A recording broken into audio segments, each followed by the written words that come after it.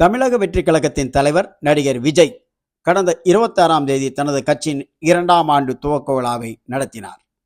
இதற்கு முன்பு இந்திய முஸ்லிம் கட்சி முஸ்தாபா தமிழக வெற்றிக் கழகத்திற்கு தன் முதல் ஆதரவை தெரிவித்திருந்தார். இந்த நிலையில் கடந்த மார்ச் 3ஆம் தேதி முதல் இஸ்லாமியர்களின் ரம்ஜான் நோன்பு தொடங்கிவிட்டது.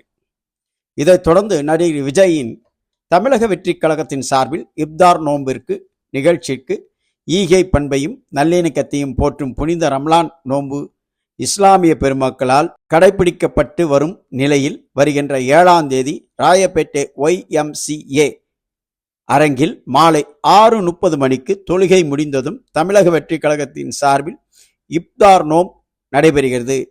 இந்த நிகழ்ச்சியில் நடிகர் விஜய் கலந்து கொள்கிறார்.